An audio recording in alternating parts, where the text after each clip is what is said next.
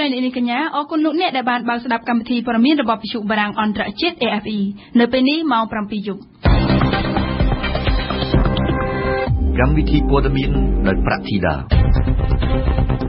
លោកនាយករដ្ឋមន្ត្រីហ៊ុនសែនផ្ញើសាររំលែកទុក្ខដល់នាយករដ្ឋមន្ត្រីឡាវបុគ្គលិកកាល់តិចបន្តកោតកម្មរងចាំចម្លើយពីថ្នាក់ដឹកនាំក្រុមហ៊ុនកម្ពុជាបញ្ជូនយោធា152នាក់ទៅបំពេញបេសកកម្មសន្តិភាពនៅឯស៊ូដង់ខាងត្បូងរីឯព័ត៌មានអន្តរជាតិគ្រោះថ្នាក់ធ្លាក់យន្តហោះយោធានៅឡាវសម្រាប់រដ្ឋមន្ត្រីការពារជាតិឡាវអាជ្ញាធរចិនបានចាប់ខ្លួនមនុស្ស7នាក់ជាប់សង្ស័យក្នុងការវាយប្រហារនៅឯស្ថានីយ៍រថភ្លើងតំបន់ស៊ីនជៀងប៉ារីបើកជំនួបកំពូលស្ដីពីសន្តិសុខនីហ្សេរីយ៉ាមួយខែក្រោយការចាប់ខ្លួនសិស្សស្រី RFI លោកនាយករដ្ឋមន្ត្រីហ៊ុនសែននៅរសៀលថ្ងៃសៅរ៍ទី17ឧសភានេះបានផ្ញើលិខិតចូលរួមរំលែកទុក្ខជូនដល់នាយករដ្ឋមន្ត្រីឡាវលោកថងស៊ីងថាម៉ាវុងក្នុងលិខិតនោះលោកហ៊ុនសែនបានសម្ដែងក្តីរន្ធត់ចិត្តឥតឧបមាចំពោះគ្រោះថ្នាក់ធ្លាក់យន្តហោះយោធាឡាវដែលបណ្ដាលឲ្យមានមនុស្សស្លាប់44នាក់ដែលរួមមានទាំងសមាជិកជាន់ខ្ពស់រដ្ឋាភិបាលឡាវជាច្រើនអ្នកផងដែរនៅថ្ងៃសៅរ៍នេះលោកនាយករដ្ឋមន្ត្រីបានចូលរួមរំលែកទុក្ខយ៉ាងក្រៀមក្រំបំផុតជូនចំពោះរដ្ឋាភិបាលនិងប្រជាជនឡាវក៏ដូចជាក្រុមគ្រួសារសពចំពោះការបាត់បង់យ៉ាងធំធេងក្នុងសោកនាដកម្មគ្រោះថ្នាក់ដ៏អកុសលនេះសូមបញ្ជាក់ថាអ្នកស្លាប់ទាំង44នាក់រួមមានរដ្ឋមន្ត្រីការពារជាតិនិងជាឧបនាយករដ្ឋមន្ត្រីឡាវលោកដួងច័យពិចិត្ររដ្ឋមន្ត្រីសន្តិសុខសាធារណៈឡាវអភិបាលក្រុងវៀងច័ន្ទនិងមន្ត្រីជាន់ខ្ពស់ជាច្រើនអ្នកផ្សេងទៀតសាលារដ្ឋាភិបាលភ្នំពេញបានបញ្ជូនសំណើមួយនៅល្ងាចម្សិលមិញឲ្យគណៈកម្មការរៀបចំការបោះឆ្នោតថ្នាក់មូលដ្ឋានចាត់វិធានការតាមផ្លូវច្បាប់ចំពោះគណៈបកសង្គ្រោះជាតិដែលបានហែកក្បួនឃោសនាបោះឆ្នោតក្រុមប្រឹក្សាខេត្តក្រុងសុខខណ្ឌដោយមានអ្នកគាំទ្រចូលរួមរាប់ពាន់នាក់នៅថ្ងៃចុងក្រោយនៃយុទ្ធនាការប៉ុន្តែគណៈបកសង្គ្រោះជាតិអះអាងថាខ្លួនមិនបានរំលោភច្បាប់នោះទេឯមៀកជូនព័ត៌មានលោកខួងស្រេងអភិបាលរងរាជធានីភ្នំពេញបានរៀបរាប់នៅក្នុងលិខិតចុះថ្ងៃទី16ខែឧសភាឆ្នាំ2014ថាគណៈបកសង្គ្រោះជាតិបានហែកក្បួនខុសពីតម្រាយផ្លូវដែលបានស្នើសុំនិងព្រមព្រៀងជាមួយអាជ្ញាធរដោយបិទផ្លូវសាធារណៈនិងលើកបារះរបស់សមត្ថកិច្ចសម្រាប់រៀបចំសណ្ដាប់ធ្នាប់ចរាចរណ៍លោកខួងស្រេងបន្តថាទង្វើនេះធ្វើឲ្យប៉ះពាល់យ៉ាងធ្ងន់ធ្ងរដល់សណ្ដាប់ធ្នាប់សាធារណៈកកស្ទះចរាចរណ៍និងជាពិសេសប៉ះពាល់ដល់ប្រក្រតីភាពនៃជីវភាពរស់នៅប្រចាំថ្ងៃរបស់មន្ត្រីរាជការសិស្សនិស្សិតនិងប្រជាពលរដ្ឋទូទៅក្នុងរាជធានីភ្នំពេញលោកអភិបាលរងរាជធានីភ្នំពេញរូបនេះអះអាងថាគណៈបកសង្គ្រោះជាតិមិនគោរពច្បាប់និងបំពានលើស្មារតីនៃកិច្ចប្រជុំផ្ទួនគ្នាលោកហូវ៉ាន់ដែលជាអ្នកតំណាងរាស្ត្រនិងជាអ្នកគ្រប់គ្រងការដង្ហែក្បួនគណៈបកសង្គ្រោះជាតិនៅភ្នំពេញកន្លងទៅអះអាងថាអត់ជ្រាបអំពីលិខិតរបស់សាលារាជធានីភ្នំពេញទាល់តែសោះប៉ុន្តែឆ្លើយតបថាវាជាសិទ្ធិរបស់សាលារាជធានីភ្នំពេញប្រសិនបើចង់ប្តឹងរីឯការហែកក្បួនវាជាសិទ្ធិរបស់គណៈបកលោកហូវ៉ាន់បន្តថាជាគោលការណ៍តម្រាយផ្លូវដែលគណៈបកសង្គ្រោះជាតិផ្ដល់ឲ្យមិនមែនជាច្បាប់សម្រាប់អនុវត្តឲ្យបានដាច់ខាតទាំងស្រុងដោយដែលសាលារាជធានីនឹកឃើញនោះទេព្រោះបើតាមតំណាងរាស្ត្ររូបនេះដដែលវាជាការឃោសនាបោះឆ្នោតនៅទូទាំងរាជធានីភ្នំពេញរបស់គណៈបកសង្គ្រោះជាតិហើយអ្នកគាំទ្រចង់ហែកទៅកន្លែងណាក៏បានដែរលោកហូវ៉ាន់បន្ថែមកិច្ចប្រជុំនោះវាមិនមែនច្បាប់ទេសំខាន់ឲ្យសាលារាជធានីចេះគោរពច្បាប់ទៅបានហើយខ្ញុំយកឧទាហរណ៍មួយដូចច្បាប់បាតកម្មគេត្រូវបើកទីលានជាតិបតៃច្បាប់រដ្ឋធម្មនុញ្ញគេឲ្យបាត់សិទ្ធិឲ្យមនុស្សអាចជួបជុំប្រមូលផ្ដុំគ្នាបានហើយមិនបានចេញបទបញ្ជាអីខុសច្បាប់ទៅទេអញ្ចឹងឲ្យតែខ្លួនយើងរាជធានីចេះគោរពច្បាប់ទៅជារាជគេអងហើយថ្ងៃគេបំផាតគាត់មិនគោរពនឹងតាចំពោះគណៈកម្មការរៀបចំការបោះឆ្នោតរាជធានីភ្នំពេញវិញលិខិតរបស់អាជ្ញាធរមូលដ្ឋាននោះគឺមិនមែនជាបណ្ដឹងទេហើយក៏មិនមែនជាអធិភាពនៃសកម្មភាពរបស់ខ្លួនដែរលោកលុនឆេងកៃប្រធានគណៈកម្មការនេះបានបញ្ជាក់ថាវាមិនមែនជាបញ្ហាធំដុំទេហើយទាល់តែចប់ការបោះឆ្នោតទើបអាចពិនិត្យបានដំណោះស្រាយបញ្ហាទាមទាររបស់បុគ្គលិកក្រុមហ៊ុនប្រេងសាំងកាល់តិចហាក់ទទួលបានពន្លឺហើយដោយតំណាងក្រុមហ៊ុននិងបុគ្គលិកបានព្រមព្រៀងគ្នាចំនួន2ចំណុចយ៉ាងណាក៏ដោយរហូតដល់ថ្ងៃទី17ឧសភានេះក្រុមបុគ្គលិកមិនទាន់ចូលធ្វើការវិញនៅឡើយទេដោយសារតែតំណាងក្រុមហ៊ុនបានបញ្ជាក់ថាពួកគេត្រូវការការអនុញ្ញាតពីថ្នាក់លើសិននេះបើតាមប្រធានសហព័ន្ធសហជីពកម្មករចំណីអាហារនិងសេវាកម្មកម្ពុជារិទ្ធម៉ូនីកាជូនព័ត៌មានកិច្ចព្រមព្រៀងចំនួន2ចំណុចដែលត្រូវបានធ្វើឡើងក្រោយកិច្ចប្រជុំលើកទី2រវាងតំណាងក្រុមហ៊ុន Chevron និងបុគ្គលិកនោះគឺទី1បុគ្គលិកយល់ព្រមទទួលប្រាក់រង្វាន់$20ពីក្រុមហ៊ុនដែលប្រាក់នេះនឹងត្រូវបើកជាមួយនឹងប្រាក់បៀវត្សខែឧសភានេះទី2ភាគីទាំងពីរយល់ព្រមទុករយៈពេល2ខែឲ្យក្រុមហ៊ុនសិក្សាស្រាវជ្រាវអំពីការដំឡើងប្រាក់ខែហើយការដំឡើងនឹងត្រូវគិតចាប់ពីខែមេសាទៅនេះបើតាមលោកសមូរ៉ាប្រធានសហព័ន្ធសហជីពកម្មករចំណីអាហារនិងសេវាកម្មកម្ពុជាប្រធានសហជីពរូបនេះបានបញ្ជាក់ប្រាប់វិទ្យុបារាំងអន្តរជាតិនៅថ្ងៃសៅរ៍នេះថាយ៉ាងណាក៏ដោយនៅពេលនេះក្រុមបុគ្គលិកមិនទាន់ត្រឡប់ចូលធ្វើការវិញនៅឡើយទេដោយសារតែកិច្ចព្រមព្រៀងនៃចំណុចទាំងពីរនេះតំណាងក្រុមហ៊ុនបានបញ្ជាក់ថាខ្លួនត្រូវឆ្លងយោបល់ពីថ្នាក់គ្រប់គ្រងក្នុងតំបន់សិនចំណែកលោកយឿនរ៉េតតំណាងបុគ្គលិកក្រុមហ៊ុនប្រេងសាំងកៅតិចបានបញ្ជាក់ថា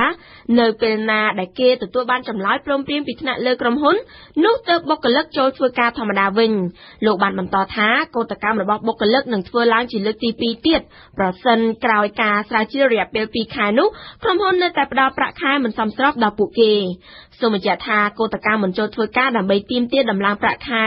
$160ក្នុងមួយខែរួមនឹងលក្ខខណ្ឌការងារមួយចំនួនទៀតរបស់បុគ្គលិកក្រុមហ៊ុន Chevron បានអស់បន្លាយអស់រយៈពេលជិត1សប្តាហ៍ហើយគិតចាប់ពីថ្ងៃទី12ឧសភាមកក្រោយបរាជ័យនៃការចរចាលើកទី1ក្រុមបុគ្គលិករបស់ក្រុមហ៊ុនប្រេងសាំងដ៏ធំរបស់អាមេរិកមួយនេះក៏បានដាក់ញត្តិតវ៉ាដើម្បីស្នើអន្តរាគមន៍ពីស្ថានទូតសហរដ្ឋអាមេរិកកាលពីថ្ងៃទី15ឧសភាបុគ្គលិកដែលផ្ទុះកោតកម្មតវ៉ាដំឡើងប្រាក់ឈ្នួលនេះបានបញ្ជាក់ថាប្រាក់ខែរបស់ពួកគេទាបជាងក្រុមហ៊ុនលក់ប្រេងសាំងឯទៀតដែលមានការប្រកួតប្រជែងគ្នានិងអន់ជាងកម្មករកាត់ដេរទៅទៀតក្រសួងព័ត៌មាននៅថ្ងៃសៅរ៍នេះបានសម្ដែងការសោកស្ដាយចំពោះការខកខានមិនបានផ្សាយបន្តផ្ទាល់តាមកញ្ចក់ទូរទស្សន៍ជាតិកម្ពុជាទតកអំពីព្រះរាជពិធីបុណ្យច្រត់ព្រះនង្គ័លនៅព្រឹកថ្ងៃទី17ឧសភានេះក្នុងសេចក្តីប្រកាសព័ត៌មានរបស់ខ្លួនក្រសួងព័ត៌មានបានលើកហេតុផលពីការខកខាននេះថាដោយសារតែទំនាក់ទំនងព័ត៌មាននិងខ្សែចង្វាក់ការងារនៅក្នុងក្រសួងមិនបានល្អក្រសួងព័ត៌មានក៏បានសុំព្រះរាជទានទោសពីព្រះករុណាព្រះបាទសម្ដេចព្រះបរមនាថនរោត្តមសីហមុនីព្រះមហាក្សត្រនៃប្រជាជាតិកម្ពុជានិងសូមអភ័យទោសចំពោះប្រជាពលរដ្ឋនៅទូទាំងប្រទេសចំពោះការខកខានផ្សាយបន្តផ្ទាល់នេះកម្ពុជាបានបញ្ជូនយោធារបស់ខ្លួនចំនួន152នាក់បន្ថែមទៀតនៅថ្ងៃសៅរ៍នេះដើម្បីចេញទៅបំពេញបេសកកម្មរក្សាសន្តិភាពនៅឯប្រទេសស៊ូដង់ខាងត្បូងយោធាកម្ពុជាដែលស្ថិតនៅក្រោមឆ័ត្ររបស់អង្គការសហប្រជាជាតិទាំង152នាក់នេះនឹងទៅជំនួសយោធាកម្ពុជាក្រុមចាស់ដែលត្រូវបញ្ចប់បេសកកម្មនៅថ្ងៃខាងមុខនេះវ៉ាសំណាប់លំអិតព័ត៌មានកងទ័ពកម្ពុជាទាំង152នាក់នេះមកពីកងកម្លាំងកងរាជអាវុធហត្ថចំនួន73នាក់និងក្រុមគ្រូពេទ្យកម្រិត2ចំនួន79នាក់ពួកគេត្រូវធ្វើការលើជំនាញខុសៗគ្នាស្របទៅតាមគោលការណ៍របស់អង្គការសហប្រជាជាតិក្រុមនេះនឹងមានតួនាទីផងដែរជាទីប្រឹក្សាបច្ចេកទេសដល់គ្រប់ផ្នែកជំនាញធ្វើជាគណៈកម្មការក្រុមប្រឹក្សាវិន័យផ្ទៃក្នុងដោយចូលរួមរៀបចំតាក់តែងបទបញ្ជាផ្ទៃក្នុងសម្រាប់កងឯកភាពនិងចូលរួមសម្រេចនៅការដាក់ទណ្ឌកម្មដល់យោធាដែលប្រព្រឹត្តខុសដោយផ្អែកលើបទដ្ឋានបច្ចេកទេសស្របទៅតាមតម្រូវការរបស់អង្គការសហប្រជាជាតិនិងតំបន់បេសកកម្មជាក់ស្ដែងនេះបើតាមការបញ្ជាក់ពីលោកឧបនាយករដ្ឋមន្ត្រីទាបាញ់រដ្ឋមន្ត្រីក្រសួងការពារជាតិកម្ពុជាដែលបានចូលរួមនៅក្នុងពិធីជូនដំណើរការពីព្រឹកថ្ងៃសៅរ៍ទី17ឧសភានេះលោកឧបនាយករដ្ឋមន្ត្រីបានថ្លែងបន្តថាកងទ័ពកម្ពុជាបានត្រៀមខ្លួនរួចជាស្រេចដើម្បីទទួលយកការងារក្នុងតំបន់ឲ្យស្របទៅតាមរបៀបរបបនៃអង្គការសហប្រជាជាតិកម្ពុជាគឺជាប្រទេសមួយដែលបានពឹងផ្អែកលើអង្គការសហប្រជាជាតិកាលពី22ឆ្នាំមុនបន្ទាប់ពីប្រទេសនេះមានសង្គ្រាមផ្ទៃក្នុងដ៏រ៉ាំរ៉ៃរបស់ខ្លួនជាង30ឆ្នាំកន្លងទៅប៉ុន្តែបច្ចុប្បន្ននេះកម្ពុជាបានប្រែក្លាយជាប្រទេសមួយដែលបញ្ជូនយោធារបស់ខ្លួនទៅបំពេញបេសកកម្មនៅក្រៅប្រទេសក្រោមឆ័ត្ររបស់អង្គការសហប្រជាជាតិទៅវិញអ្នកសម្របសម្រួលរបស់អង្គការសហប្រជាជាតិប្រចាំនៅកម្ពុជាអ្នកស្រី Clara van der Waren បានមានប្រសាសន៍នៅក្នុងពេលជូនដំណើរយោធាកម្ពុជាកាលពីព្រឹកថ្ងៃសៅរ៍ដែលថាបេសកកម្មរបស់យោធាទាំងអស់នឹងក្លាយជាគ្រួសារតែមួយរបស់អង្គការសហប្រជាជាតិដោយពួកគេនឹងពាក់មួកខៀវដោយមានស្លាកសញ្ញារបស់អង្គការសហប្រជាជាតិចាប់តាំងពីឆ្នាំ2006មករហូតដល់ពេលបច្ចុប្បន្ននេះកម្ពុជាបានបញ្ជូនកងកម្លាំងមួកខៀវចំនួន2110នាក់ហើយដើម្បីទៅចូលរួមក្នុងបេសកកម្មរក្សាសន្តិភាពរបស់អង្គការសហប្រជាជាតិដូចជាប្រទេសស៊ីរីប្រទេសឆាតស៊ូដង់ខាងត្បូងប្រទេសម៉ាលីអាហ្វ្រិកកណ្ដាលនិងប្រទេសលីបង់ជាដើមការបំពេញបេសកកម្មរបស់យោធាកម្ពុជានៅក្រៅប្រទេសគឺផ្អែកលើជំនាញ3ទី1គឺជំនាញដោះមីនជំនាញពេទ្យនិងជំនាញវិស្វកម្មជាដើម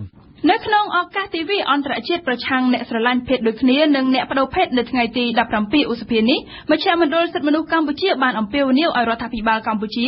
បដិញ្ញាចាត់វិធានការឲ្យបានម៉ឺងម៉ាត់ក្នុងការប្រយុទ្ធប្រឆាំងទៅនឹងការរីករាលដាលនៃការរើសអើងនិងអំពើហិង្សាលើស្ត្រីស្រឡាញ់ស្ត្រីបុរសស្រឡាញ់បុរសអ្នកស្រឡាញ់ភេទទាំងពីរនិងអ្នកបដូរភេទនៅក្នុងប្រទេសកម្ពុជាមជ្ឈមណ្ឌលសិទ្ធិមនុស្សកម្ពុជាក៏បានជំរុញឲ្យសង្គមស៊ីវិលបញ្ជ្រាបសិទ្ធិរបស់អ្នកស្រឡាញ់ភេទដូចគ្នានៅក្នុងការតស៊ូមតិនិងសកម្មភាពផ្សព្វផ្សាយសេវាទាំងអស់នេះផងដែរជាផ្ដើមព័ត៌មានអន្តរជាតិដោយនិយាយអំពីការធ្លាក់យន្តហោះយោធានៅក្នុងប្រទេសឡាវអាជ្ញាធរថៃបានផ្ដល់ដំណឹងមកថានៅក្នុងប្រទេសឡាវនៅថ្ងៃសៅរ៍នេះអ្នកទទួលខុសត្រូវឡាវ5រូបក្នុងនោះមានរដ្ឋមន្ត្រីការពារជាតិឡាវលោកដួងច័យពិចិត្រដែលនោះត្រូវបានស្លាប់នៅក្នុងគ្រោះថ្នាក់ធ្លាក់យន្តហោះនៅក្នុងតំបន់ភាគខាងជើងក្រសួងការបរទេសថៃបានប្រាប់សារព័ត៌មានបារាំង AFP ថាទទួលបានដំណឹងពីស្ថានទូតថៃនៅក្នុងប្រទេសឡាវថាយន្តហោះយោធាមួយគ្រឿងនេះដឹកអ្នកដំណើរប្រមាណជាង20នាក់ដើម្បីទៅចូលរួមពិធីផ្លូវការមួយព្រំសឿនសូលីណាជូនព័ត៌មានលម្អិតនៅថ្ងៃសៅរ៍នេះក្រសួងការពារជាតិថៃប្រាប់ថាបានទទួលដំណឹងមកថាមានមនុស្សស្លាប់ក្នុងគ្រោះថ្នាក់ធ្លាក់យន្តហោះយោធានៅប្រទេសឡាវបានទទួលដំណឹងនេះមកពីផ្នែកយោធាឡាវមេដឹកនាំសំខាន់ទី2នៃក្រសួងការពារជាតិឡាវបានប្រាប់ថាយន្តហោះដែលរងគ្រោះថ្នាក់នៅតំបន់ភ្នំភាគខាងជើងប្រទេសឡាវថ្ងៃសៅរ៍នេះជាយន្តហោះយោធាប្រភេទអង់តណូ AN74TK 300ដឹកអ្នកទទួលខុសត្រូវឡាវទៅចូលរួមពិធីផ្លូវការមួយក្នុងខេត្តសៀងខួងភាគខាងជើងប្រទេសគិតពីចំនួនមនុស្សក្នុងយន្តហោះគឺមានជាង20នាក់ក្នុងនោះមានរដ្ឋមន្ត្រីការពារជាតិឡាវលោកពិចិត្រដួងច័យនិងអភិបាលខេត្តវៀងច័ន្ទផងដែរដោយឡែកទីភ្នាក់ងារសារព័ត៌មានផ្លូវការឡាវបានបញ្ជាក់ពីគ្រោះថ្នាក់យន្តហោះយោធានេះដែរតែមិនបានបញ្ជាក់ពីអត្តសញ្ញាណអ្នកធ្វើដំណើរក្នុងយន្តហោះទេសារព័ត៌មានឡាវគ្រាន់តែបានបង្ហាញរូបថតបំណែកយន្តហោះដែលរងគ្រោះនោះដោយបានប្រាប់ពីដំបូងទីថានឹងព្យាយាមជួយដល់អ្នកដែលរស់ជីវិតពីគ្រោះថ្នាក់ឡាវជាប្រទេសកុម្មុយនីសស្ថិតក្រោមរដ្ឋាភិបាលផ្ដាច់ការជាប្រទេសមួយក្នុងចំណោមប្រទេសក្រីក្រជាងគេនៅអាស៊ីគិតតាំងពីទសវត្សរ៍ឆ្នាំ1950មកប្រទេសនេះធ្លាប់ជួបហេតុការណ៍គ្រោះថ្នាក់យន្តហោះប្រមាណជា30គ្រោះថ្នាក់យន្តហោះចុងក្រោយគេបានកើតឡើងកាលពីខែតុលាឆ្នាំ2013ជាយន្តហោះស៊ីវិលដែលហោះហើរចំពេលអាកាសធាតុមិនអំណោយផលនិងបានធ្លាក់ចូលទៅក្នុងទន្លេមេគង្គគ្រោះថ្នាក់កាលនោះបានសម្លាប់មនុស្ស49នាក់ក្នុងនោះមានអ្នកដំណើរបរទេសជាច្រើនរូបផងដែរចំនួនអ្នកស្លាប់នៅក្នុងគ្រោះថ្នាក់ផ្ទួនដូងរ៉ែនៅក្នុងប្រទេសទូគីកាលពីយប់ថ្ងៃប្រហោះនោះបានកើនឡើងដល់ទៅ299នាក់ហើយនៅថ្ងៃសៅរ៍នេះនៅខណៈដែលក្រុមជួយសង្គ្រោះកំពុងតែបន្តស្វែងរកអ្នកដែលនៅជាប់ខាងក្រោមដីជាបន្តទៀតនោះនេះបើយោងតាមរដ្ឋមន្ត្រីធម្មពលនិយាយលោករដ្ឋមន្ត្រីបានប្រាប់ក្រុមអ្នកយកសារព័ត៌មានថានៅមានកម្មករឥណ្ឌូរ៉ែចំនួន3នាក់ទៀតដែលកំពុងតែជាប់នៅខាងក្រោមនៅខណៈដែលកម្មករឥណ្ឌូរ៉ែចំនួន485នាក់ផ្សេងទៀតបានរត់ចេញនឹងត្រូវបានសង្គ្រោះចាប់តាំងពីថ្ងៃប្រហោះមកម្លេះហើយនៅថ្ងៃសៅរ៍នេះដែរឥណ្ឌូរ៉ែមួយទៀតបានផ្ទុះឡើងនៅចម្ងាយប្រមាណជា250ម៉ែត្រប៉ុណ្ណោះពីឥណ្ឌូរ៉ែដែលបានផ្ទុះកាលពីថ្ងៃប្រហោះនោះដែលធ្វើឲ្យការរកនិងជួយសង្គ្រោះកាន់តែពិបាកថែមមួយកម្រិតទៀតគ្រោះមហន្តរាយផ្ទុះឥណ្ឌូរ៉ែនេះបានបង្កឲ្យមានការប្រឆាំងទៅនឹងរដ្ឋាភិបាលដែលគ្រោងនឹងរៀបចំការបោះឆ្នោតជ្រើសរើសប្រធានាធិបតីនៅខែសីហាខាងមុខនេះដែលត្រូវបានគេរំពឹងថាលោកនាយករដ្ឋមន្ត្រី Recep Tayyip Erdogan នឹងឈ្នះនៅក្នុងការបោះឆ្នោតនោះសូមបញ្ជាក់ថាកាលពីថ្ងៃសុក្រប៉ូលីសទូគីបានបាញ់ឧស្ម័នបង្ហូរទឹកភ្នែកនិងកាំភ្លើងបាញ់ទឹកទៅលើបាតុកររាប់ពាន់នាក់នៅក្នុងទីក្រុងសូម៉ាហើយបាតុកម្មក៏បានផ្ទុះមានឡើងនៅទូទាំងប្រទេសផងដែរនៅថ្ងៃសៅរ៍នេះសារព័ត៌មានប្រចាំថ្ងៃ Global Times បានចុះផ្សាយថាកាលពីថ្ងៃទី14ឧសភាប៉ូលីសចិនបានចាប់ខ្លួនមនុស្ស7នាក់ដែលជាប់សង្ស័យទៅក្នុងហេតុការណ៍បំផ្ទុះគ្រាប់បែកនៅឯមុខស្ថានីយ៍រថភ្លើងនៅក្នុងទីក្រុងអូរ៉ាំឈីតំបន់ស្វយ័តស៊ីនជៀងកាលពីថ្ងៃទី30មេសាកន្លងទៅព្រំសឿនសូលីណាជូនព័ត៌មានជាថ្មីនៅថ្ងៃសៅរ៍នេះយោងតាមសារព័ត៌មាន Global Times ប៉ូលីសចិនបានចាប់ខ្លួនមនុស្ស7នាក់កាលពីថ្ងៃ14ឧសភាទាក់ទងនឹងហេតុការណ៍បំផ្ទុះគ្រាប់បែកនៅពីមុខស្ថានីយ៍រថភ្លើងក្រុងអ៊ូលូមូឈីតំបន់ស៊ីនជៀងភាគខាងលិចហេតុការណ៍នេះបានកើតឡើងកាលពីថ្ងៃ30មេសាកាលនោះការវាយប្រហារដោយកាំបិតនិងការបំផ្ទុះគ្រាប់បែកបានសម្លាប់មនុស្ស3នាក់ក្នុងនោះមានជនសង្ស័យ2នាក់ផងដែរដែលត្រូវបានស្លាប់មនុស្ស79នាក់ទៀតបានរងរបួសជនសង្ស័យទាំង7នាក់ត្រូវប៉ូលីសចាប់ខ្លួននៅកសិដ្ឋានមួយកន្លែងក្នុងក្រុងជៀងឈីនៅមិនឆ្ងាយប៉ុន្មានពីក្រុងអ៊ូលូមអ៊ូឈីឡើយជនសង្ស័យទាំងនោះភាគច្រើនជាសមាជិកក្រុមគ្រួសារជាមួយគ្នាមានបងប្អូនប្រុស2នាក់ប្រពន្ធនិងបងប្អូនជីដូនមួយពួកគេផងដែរហេតុការណ៍បំផ្ទុះនៅក្រុងអ៊ូលូមអ៊ូឈីកាលពីថ្ងៃ30មេសាកំពុងស្ថិតក្រោមការស៊ើបអង្កេតរបស់ប៉ូលីសនៅឡើយគួររំលឹកថាហេតុការណ៍នេះបានកើតឡើងចំថ្ងៃចុងក្រោយនៃទស្សនកិច្ចរបស់ប្រធានាធិបតីស៊ីជីនពីងនៅតំបន់ស៊ីនជៀង កាលនោះលោកស៊ីជីនពីងបានសូមឲ្យប៉ូលីសចាត់វិធានការមានប្រសិទ្ធភាពខ្ពស់ប្រឆាំងអំពើភេរវកម្មតំបន់ស៊ីនជៀងជាតំបន់សម្បូរធនធានធម្មជាតិសម្បូរជនជាតិអ៊ុយហ្គូកាន់សាសនាអ៊ីស្លាមមានដើមកំណើតមកពីទូគីរស់នៅអំពើហិង្សាក្នុងតំបន់ស៊ីនជៀងជាង1ឆ្នាំមកនេះបានសម្លាប់មនុស្សរាប់រយនាក់រដ្ឋាភិបាលចិនតែងទម្លាក់កំហុសលើសកម្មជនផ្ដាច់ទឹកដីនិយមជនជាតិអ៊ុយហ្គូជនជាតិអ៊ុយហ្គូវិញតែងចោទរដ្ឋអំណាចចិនថាបានធ្វើទុកបុកម្នេញគៀបសង្កត់វប្បធម៌ប្រពៃណីនិងសាសនារបស់ពួកគេជនជាតិចិនម្នាក់ត្រូវបានសម្លាប់ហើយនឹង10នាក់ផ្សេងទៀតត្រូវបានចាប់ជំរិតបន្ទាប់ពីមានការវាយប្រហារនៅពាក់កណ្ដាលយប់ទៅលើជំរំកម្មករធ្វើផ្លូវនៅក្នុងភូមិខាងជើងនៃប្រទេសកាមេរុនការវាយប្រហារនេះត្រូវបានគេជឿថាជាស្នាដៃរបស់ក្រុមសកម្មប្រយុទ្ធអ៊ីស្លាមជ្រុលនិយមបូកូហារ៉ាំពីប្រទេសនីហ្សេរីយ៉ានេះបើយោងតាមមន្ត្រីប៉ូលីសនិយាយនៅថ្ងៃស្អែកនេះមួយខែក្រោយការចាប់ខ្លួនសិស្សស្រីជាង200នាក់ដោយក្រុមភេរវនិយមអ៊ីស្លាមជ្រុលនិយមបូកូហារ៉ាំប្រទេសបារាំងបានសុខចិត្តធ្វើជាម្ចាស់ផ្ទះនៅថ្ងៃស្អែកនេះបើកជំនួបកំពូលតូចមួយស្ដីពីសន្តិសុខនីហ្សេរីយ៉ាលោកអ្នកនឹងបានស្ដាប់ព័ត៌មាននេះដោយលម្អិតនៅក្នុងនីតិព្រឹត្តិការណ៍អន្តរជាតិប្រចាំថ្ងៃរបស់យើងនៅពេលបន្តិចទៀតនេះដែលយើងនឹងមានបទអន្តរាគមន៍ពីអៀងសុមិញ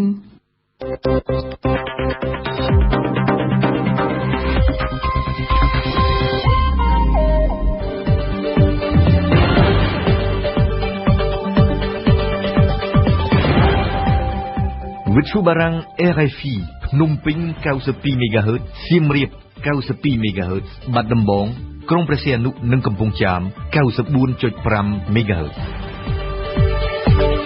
លោកអ្នកស្ដាប់ជាទីមេត្រីជាបន្តទៀតនេះលោកអ្នកនាងនឹងបានស្ដាប់កម្មវិធីផ្សាយរបស់យើងដែលក្នុងនោះរួមមានដំបូងគឺជានីតិភ្ញៀវប្រចាំថ្ងៃរៀបចំជូនដោយលីមិញហួរបានសម្ភាសជាមួយលោកទេពនីថាអគ្គលេខាធិការកោជបលោកបានបញ្ជាក់ថាការបោះឆ្នោតក្រុមប្រឹក្សាបែបអសកលប៉ុន្តែជាការបោះឆ្នោតសម្ងាត់ក្រោយមកគឺជានីតិព្រឹត្តិការណ៍អន្តរជាតិប្រចាំថ្ងៃដែលរៀបចំជូនដោយអៀងសុមិញហើយនៅថ្ងៃនេះសុមិញនឹងលើកឡើងអំពីប៉ារីបើកជំនួបកំពូលស្ដីពីសន្តិសុខនីហ្សេរីយ៉ាមួយខែក្រោយការចាប់ខ្លួនសិស្សស្រីបន្ទាប់មកទៀតលោកអ្នកនាងនឹងបានស្ដាប់នីតិបទយការបស់អឹមណវិនលើកឡើងអំពីវត្តកម្ពុជាក្រោមយកអាសាអ្នកមានចំនួនដីធ្លីមកពីខេត្តក្រចេះនិងនៅចុងបញ្ចប់គឺជានីតិសិក្សាភាសាបារាំងនៅថ្ងៃនេះយើងឈានចូលដល់មេរៀនទី49ភ្ញៀវប្រចាំថ្ងៃភ្ញៀវប្រចាំថ្ងៃរបស់វិទ្យុបារាំង AFE នៅថ្ងៃស្អែកនេះគឺលោកទេពនីថាអគ្គលេខាធិការកោជបលោកទេពនីថាបានឲ្យដឹងថាការបោះឆ្នោតជ្រើសរើសក្រុមប្រឹក្សារាជធានីខេត្តក្រុងស្រុកខណ្ឌអាណត្តិទី2នាថ្ងៃអាទិត្យទី18ខែឧសភាឆ្នាំ2014នេះជាការបោះឆ្នោតបែបអសកលដែលមានតែសមាជិកក្រុមប្រឹក្សាឃុំសង្កាត់ក្នុងតំណែងសរុបចំនួន 11459 នាក់ប៉ុណ្ណោះជាអ្នកបោះឆ្នោតប៉ុន្តែតាមច្បាប់និងតាមគោលការណ៍ដែលកោជបរៀបចំគឺការបោះឆ្នោតនៅថ្ងៃអាទិត្យទី18ឧសភាជាការបោះឆ្នោតជាសម្ងាត់ដែលអ្នកបោះឆ្នោតម្នាក់ៗមានសិទ្ធិធ្វើការសម្រេចចិត្តជ្រើសរើសគណៈបកនយោបាយដែលគាត់ពេញចិត្តខាងក្រោមនេះជាបទសម្ភាសន៍រវាងលីមិញហួរនិងលោកទេពនីថាខ្ញុំសូមជម្រាបសួរអាដាមទេពនីថាបាទសូមជម្រាបសួរអរគុណអាដាមបានអនុញ្ញាតឲ្យខ្ញុំបានជួបសម្ភាសន៍តាមទូរស័ព្ទជុំវិញដំណើរការបោះឆ្នោតជ្រើសរើសក្រុមប្រឹក្សារាជធានីខេត្តក្រុងស្រុកខណ្ឌអាណត្តិទី2ដែលនឹងធ្វើឡើងនៅថ្ងៃអាទិត្យទី18ខែឧសភាស្អែកនេះបាទមុននឹងចូលដល់ដំណើរការរៀបចំការបោះឆ្នោតអាដាមទេពនីថារហូតមកដល់ថ្ងៃទី17ខែឧសភានេះមន្ត្រីរៀបចំការបោះឆ្នោតនៅតាមការិយាល័យមួយនឹងបានត្រៀមលក្ខណៈរួចរាល់ហើយក្នុងការរៀបចំដំណើរការបោះឆ្នោតដែលនឹងធ្វើឡើងចាប់ពីម៉ោង7ព្រឹកថ្ងៃទី18ឧសភាហ្នឹងបាទដូចជាសម្ភារៈសម្រាប់ការបោះឆ្នោតសញ្ញាឆ្នោតទឹកខ្មៅលុបលាងមិនជ្រះជាដើមហ្នឹងត្រូវបានរៀបចំរួចរាល់អស់ហើយទូទាំង197ការិយាល័យបោះឆ្នោតហ្នឹងបាទសូមអរគុណដែររហូតដល់ពេលនេះការឃោសនាបោះឆ្នោតបានបញ្ចប់បានប្រព្រឹត្តទៅដោយល្អដោយពុំមានអំពើហិង្សាអីគួរកត់សម្គាល់ទេហើយទី2សម្ភារៈសម្រាប់បម្រើឲ្យការបោះឆ្នោតហ្នឹងយើងបានបញ្ជូនទៅដល់ការិយាល័យបោះឆ្នោតហើយ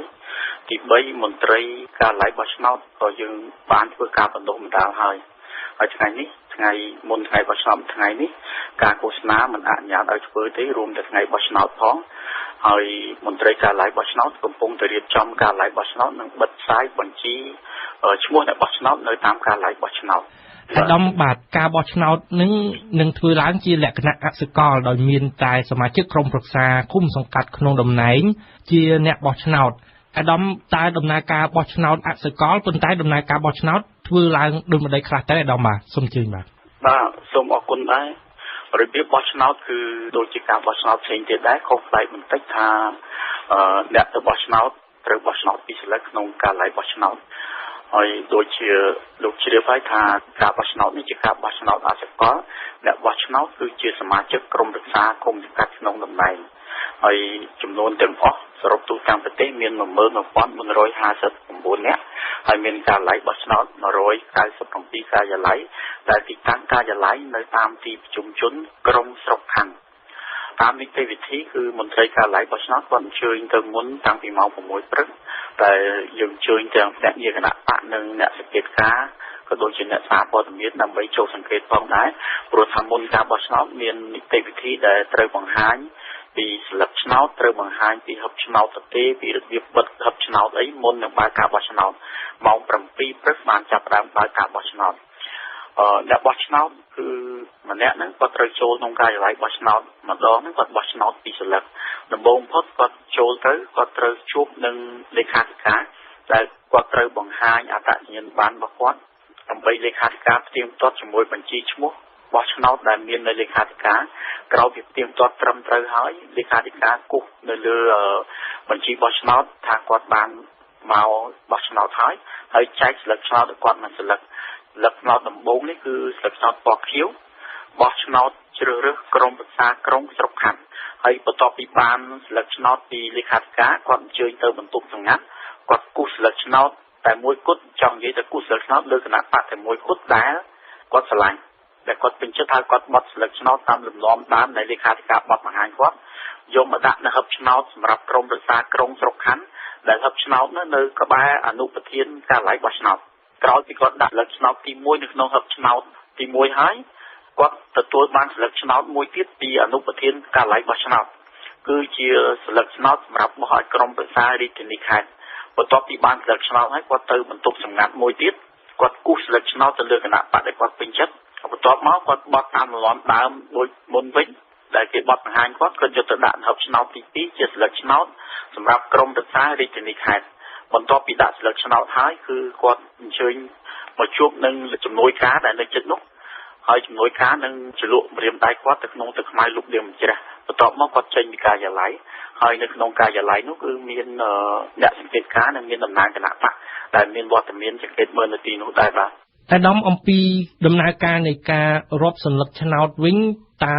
នឹងធ្វើឡើងដូចម្តេចនៅថ្ងៃទី18ឧសភាស្អែកនេះបាទគឺនៅពេលដែលបោះឆ្នោតចប់ឧទាហរណ៍ថានៅការិយាល័យហ្នឹងយើងដឹងហើយជាការបោះឆ្នោតអសកលអញ្ចឹងទេអ្នកបោះឆ្នោតមិនមានចំនួនច្រើនទេការិយាល័យដែលមានអ្នកបោះឆ្នោតតិចបំផុតគឺ10នាក់ការិយាល័យដែលមានច្រើនបំផុតគឺ146នាក់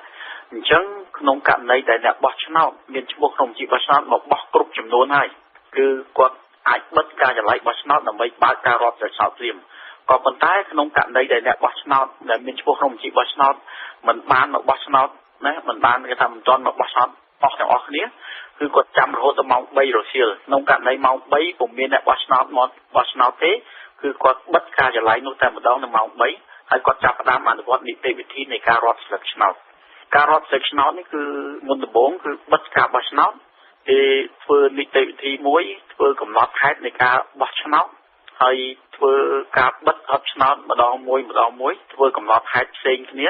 តែកំណត់ហេតុសម្រាប់ការិយាល័យសម្រាប់ហឹបឆ្នោតដែលបិទហឹបឆ្នោតការិយាល័យសម្រាប់ក្រុងស្រុកខណ្ឌនិងមួយទៀតសម្រាប់ខេត្តរាជធានីខេត្តហើយបន្ទាប់ពីនឹងមកហើយបានគេចាប់ផ្ដើមដំណើរការរាប់ស្លឹកឆ្នោតហើយការរាប់ស្លឹកឆ្នោតហ្នឹងគឺធ្វើដោយការរាប់ស្លឹកឆ្នោតផ្សេងៗទៀតដែរក៏ប៉ុន្តែយើងធ្វើការរាប់ស្លឹកឆ្នោតបោះឆ្នោតក្រុមប្រឹក្សាក្រុងស្រុកខណ្ឌមុនបន្ទាប់ពីរាប់ស្លឹកឆ្នោតក្រុងស្រុកខណ្ឌហ្នឹងហើយគឺធ្វើកំណត់ហេតុរាប់ស្លឹកឆ្នោតនិងបិទកញ្ចប់តាក់ទងនឹងឯកសារសម្រាប់ក្រុងស្រុកខណ្ឌនឹងចប់បានគេចាប់ផ្ដើមរាប់ស្លឹកឆ្នោតគណៈក្រុមប្រឹក្សារាជធានីខេត្តបន្តទៀតហើយការអនុវត្តនីតិវិធីដូចគ្នាហើយក្រោយចប់អស់ទៅគឺគាត់ត្រូវយកកំណត់ហេតុនៃការរាប់ស្លឹកឆ្នោតនឹងបិទនៅការិយាល័យបោះឆ្នោតនោះហើយដែលពេលនោះយើងនៅការិយាល័យបោះឆ្នោតយើងបិទលទ្ធផលយើងហៅលទ្ធផលបណ្ដោះអាសន្ននៃការបោះឆ្នោតនៅការិយាល័យនោះហើយដោយឡែកលទ្ធផលនេះគេនឹងបញ្ជូនតាមនីតិវិធីមកគណៈកម្មការខេត្តរៀបចំការបោះឆ្នោតរួមទាំងសម្ភារៈបោះឆ្នោតទាំងអស់នៅល្ងាចនោះតែម្ដងហើយសម្រាប់កោជបវិញគឺយើងនឹងទទួលលទ្ធផលបឋមពីការបោះឆ្នោតនៅតាមការិយាល័យនោះទាំងអស់យើងមកផ្សព្វផ្សាយនៅតាមប្រព័ន្ធផ្សព្វផ្សាយជាតិ នៅទូទាំងប្រទេសនៅល្ងាចនៅថ្ងៃបោះឆ្នោតតែម្ដងនៅរង្វង់ពីម៉ោង 7 ទៅម៉ោង 7 កន្លះបាទអាដាមក្នុងមួយការិយាល័យបោះឆ្នោតហ្នឹងតើមានមន្ត្រីរៀបចំការបោះឆ្នោតប៉ុន្មានអ្នកដែរអាដាមបាទសម្រាប់ការបោះឆ្នោតនេះដូចខ្ញុំជម្រាបដោយសារការបោះឆ្នោតអសកលអ្នកបោះឆ្នោតតិចអញ្ចឹងការិយាល័យបោះឆ្នោតគឺមានមន្ត្រី5នាក់មានប្រធានមួយរូបអនុប្រធានមួយរូបមានលេខាធិការនិងមានជំនួយការម្នាក់ព្រមទាំងមានសមាជិកម្នាក់ទៀតបាទអាដាមក្រៅពីមន្ត្រីរៀបចំការបោះឆ្នោតនៅក្នុងការិយាល័យបោះឆ្នោតមួយក៏កោជបនឹងអនុញ្ញាតឲ្យមានភ្នាក់ងារគណៈបកនយោបាយនិងអ្នកសង្កេតការណ៍មកពីអង្គការសង្គមស៊ីវិលរួមទាំងអ្នកសារព័ត៌មានចូលអង្កេតតាមដានដំណើរការរៀបចំការបោះឆ្នោតដោយការបោះឆ្នោតសកលដែលកោជបរៀបចំធ្វើកន្លងមកដែរអាដាមបាទគឺយើងមានអ្នកសង្កេតការណ៍ដែលមុនដំបូងមកគឺភ្នាក់ងារគណៈបកនយោបាយដែលចូលឈ្មោះបោះឆ្នោតនៅតាមមណ្ឌលនីមួយៗដែលគាត់ដាក់ប្រចាំការនៅតាមការិយាល័យបោះឆ្នោតតែម្ដងហើយបើជាចំនួនវិញគឺយើងមានគណៈបកទាំង5ដែលចូលឈ្មោះហ្នឹងក៏ប៉ុន្តែគាត់ដាក់ភ្នាក់ងាររបស់គាត់ទៅតាមមណ្ឌលដែលគាត់ចូលឈ្មោះដែរគឺមានភ្នាក់ងារពេញសិទ្ធិគណៈបកហ្នឹងមាន424រូបនិងភ្នាក់ងារបម្រុង422រូបដែលសរុបទៅមាន846នាក់នេះភ្នាក់ងារគណៈបកហើយអ្នកសង្កេតការណ៍យើងបានអនុញ្ញាតអ្នកសង្កេតការណ៍ដែលស្នើសុំមកកោជប4អង្គការដែលមានអ្នកសង្កេតការណ៍សរុប159នាក់ដោយឡែកយើងមានអ្នកសារព័ត៌មានប្រមាណជា250នាក់ដែររួមទាំងអ្នកសារព័ត៌មានជាតិនិងអន្តរជាតិបាទអាដាមទោះបីការបោះឆ្នោតជ្រើសរើសក្រុមប្រឹក្សារាជធានីខេត្តក្រុងស្រុកខណ្ឌអាណត្តិទី2នៅថ្ងៃទី18ខែឧសភាថ្ងៃអាទិត្យស្អែកនេះជាការបោះឆ្នោតអសកលក៏ប៉ុន្តែការបោះឆ្នោតនឹងធ្វើឡើងជាសម្ងាត់ដោយការបោះឆ្នោតជាសកលដែលកោជបបានរៀបចំជាច្រើនកន្លងមកអញ្ចឹងឯកឧត្តមបាទតាមគោលការណ៍និងតាមច្បាប់និងតាមការរៀបចំរបស់យើងគឺជាការបោះឆ្នោតជាសម្ងាត់គឺអ្នកបោះឆ្នោតម្នាក់គាត់មានសិទ្ធិធ្វើការសម្រេចចិត្តជ្រើសរើសគណៈបកនយោបាយដែលគាត់ពេញចិត្តហើយគាត់ចូលទៅក្នុងការិយាល័យបោះឆ្នោតគាត់បានស្លឹកឆ្នោតគាត់ទៅគូសស្លឹកឆ្នោតនៅក្នុងបន្ទប់សម្ងាត់អញ្ចឹងគ្មានអ្នកណាដឹងថាគាត់បោះឆ្នោតឲ្យអ្នកណាទេបាទនេះជាការបោះឆ្នោតសម្ងាត់អាដាមការបោះឆ្នោតជ្រើសរើសក្រុមប្រឹក្សារាជធានីខេត្តក្រុងស្រុកខណ្ឌអាណត្តិទី2នៅពេលនេះហាក់ដូចជាស្ងប់ស្ងាត់អំពីដំណឹងនៃការទិញទឹកចិត្តអង្គបោះឆ្នោតជាក្រុមប្រឹក្សាឃុំសង្កាត់ដែលកាលពីពេលបោះឆ្នោតកាលពីឆ្នាំ2009មានការលើកឡើងពាក់ព័ន្ធទៅនឹងការទិញទឹកចិត្តអង្គបោះឆ្នោតបាទអាដាមនៅពេលនេះมันមានការលើកឡើងអំពីការទិញទឹកចិត្តនោះទេអាដាមបាទតាមកោជបបាទសូមអរគុណពីឆ្នាំ2009យើងឮតែព័ត៌មានគេនិយាយឮដំណឹងគេថាទេប៉ុន្តែពុំមានបណ្ដឹងណាមួយដែលនិយាយពីការទិញស្លឹកឆ្នោតទេហើយទាំងក្នុងពេលឃោសនាបោះឆ្នោតក៏អត់មានករណីបណ្ដឹងការទិញស្លឹកឆ្នោតដែរហើយសម្រាប់ការបោះឆ្នោតលើកនេះគឺយើងក៏ពុំបានទទួលបណ្ដឹងអីជាក់លាក់ទាក់ទងនឹងការទិញស្លឹកឆ្នោតទេតែទោះយ៉ាងណាឬមានពាក្យចចាមបារាមឬមានសំណួរពីអ្នកសារព័ត៌មានមកសួរខ្ញុំពីបញ្ហាថាការទិញឆ្នោតហើយដូចខ្ញុំជម្រាបហ្នឹងយើងពុំបានព័ត៌មានជាក់លាក់ពីបញ្ហានេះទេនេះទី1ហើយទី2យើងដឹងថាបោះឆ្នោតគឺជាសមាជិកក្រុមប្រឹក្សាគុំសង្កាត់ក្នុងតំណែងហើយសមាជិកក្រុមប្រឹក្សាគុំសង្កាត់ក្នុងតំណែងគាត់មិនមែនជាប្រជាពលរដ្ឋធម្មតាទេគឺគាត់ជាអ្នកជាប់ឆ្នោតដែលត្រូវបានជ្រើសរើសអញ្ចឹងការទិញទឹកចិត្តឬទេឆ្នោតណាមួយពីអ្នកដែលមានការយល់ដឹងហ្នឹងអាចថាជាការលំបាកបាទអាដាមនៅថ្ងៃបោះឆ្នោតថ្ងៃ18ឧសភាស្អែកនេះប្រសិនបើមានការប្រមូលផ្ដុំអង្គបោះឆ្នោតហើយដឹកជញ្ជូនអង្គបោះឆ្នោតជាក្រុមប្រឹក្សាឃុំសង្កាត់ទៅកាន់ការិយាល័យបោះឆ្នោតដោយគណៈបកនយោបាយតើជាការខុសច្បាប់ឬមួយក៏ជារឿងធម្មតាទេអាដាមបាទដោយការបោះឆ្នោតនេះជាការបោះឆ្នោតអសកលហើយការិយាល័យបោះឆ្នោតហ្នឹងនៅឯទីរួមស្រុកអញ្ចឹងទេស្រុកខ្លះហ្នឹងមានឃុំសង្កាត់នៅឯឆ្ងាយណាបាទនៅឆ្ងាយពីទីរួមស្រុកហើយអ្នកបោះឆ្នោតអាចពិបាកនឹងអញ្ជើញមកបោះឆ្នោតអញ្ចឹងហើយបានក្នុងនីតិវិធីរបស់កោជបហ្នឹងបានអនុញ្ញាតឲ្យអ្នកបោះឆ្នោតហ្នឹងអាចរស់នៅជុំគ្នាបាននៅទីរួមស្រុកជិតការិយាល័យបោះឆ្នោតគាត់អាចរស់នៅជុំគ្នាគាត់អាចហូបចុកជុំគ្នាហើយការដែលនៅជុំគ្នានេះរួមទាំងការដឹកជញ្ជូនទៅបោះឆ្នោតផងគឺយើងមិនចាត់ទុកជាការឃោសនាបោះឆ្នោតទេអាដាមជុំវិញដំណើរការរៀបចំការបោះឆ្នោតជ្រើសរើសក្រុមប្រឹក្សារាជធានីខេត្តក្រុងស្រុកខណ្ឌអាណត្តិទី2ដែលនឹងធ្វើឡើងចាប់ពីម៉ោង7ព្រឹកថ្ងៃអាទិត្យទី18ឧសភារហូតដល់ម៉ោង3រសៀលហ្នឹងអាដាមមានអ្វីបន្ថែមទៀតបាទសូមអរគុណដែរដូចខ្ញុំបានជម្រាបខាងដើមហើយថាការត្រៀមរៀបចំរបស់កោជបហ្នឹងអាចថាបានដំណើរការល្អហើយចាប់ផ្ដើមពីពេលនេះទៅ គឺទី1មន្ត្រីការិយាល័យបោះឆ្នោតគាត់ត្រៀមការងាររបស់គាត់រួមជាមួយនឹងគណៈអង្គការរាជធានីខេត្តរៀបចំការបោះឆ្នោតដើម្បីបង្កលក្ខណៈដល់អ្នកបោះឆ្នោតអញ្ចឹងទេការងារទី2សម្រាប់អ្នកបោះឆ្នោតគឺសូមមេត្តាយកចិត្តទុកដាក់ពិនិត្យមើលឯកសាររបស់ខ្លួនដែលត្រូវប្រើប្រាស់បោះឆ្នោតសូមមេត្តា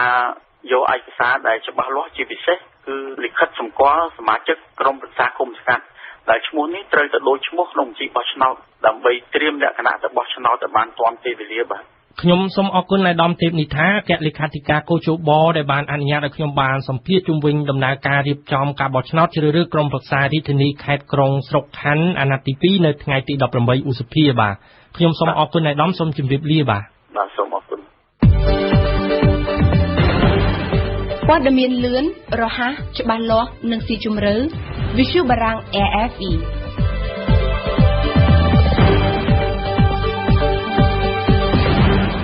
អរគុណលីមិញហួរចំពោះនីតិភ្ញៀវប្រចាំថ្ងៃអំបញ្ញមិញនេះ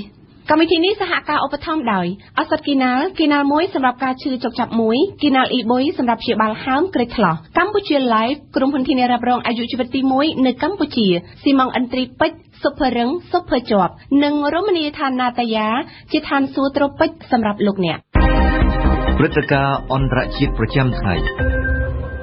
មួយខែក្រោយការចាប់ខ្លួនសិស្សស្រីជាង200នាក់ស្ទើរភេទស្រីដោយក្រុមភេរវជនអ៊ីស្លាមជ្រុលនិយមបូកូអារ៉ាំប្រទេសបារាំងបានសុកចិត្តធ្វើជាម្ចាស់ផ្ទះនៅថ្ងៃស្អែកនេះបើកជំនួបកំពូលតូចមួយស្ដីពីសន្តិសុខនីហ្សេរីយ៉ាប្រធានាធិបតីបារាំងនីហ្សេរីយ៉ានិងបណ្ដាប្រទេសជិតខាងមួយចំនួនទៀតដូចជាបេណាំងនីហ្សេកាមេរុនឆាតព្រមទាំងតំណាងសហរដ្ឋអាមេរិកអង់គ្លេសសហភាពអឺរ៉ុបសង្ឃឹមថាការជួបជុំពិភាក្សាគ្នានៅទីក្រុងប៉ារីសនៅថ្ងៃនេះនឹងអាចរកឃើញនឹងដាក់ឲ្យដំណើរការយុទ្ធសាស្ត្រតំបន់មួយប្រយុទ្ធប្រឆាំងទៅនឹងក្រុមនិកាយភេរវនិយមដឹកនាំដោយមេខ្លោងអាប៊ូបាកាសេកូ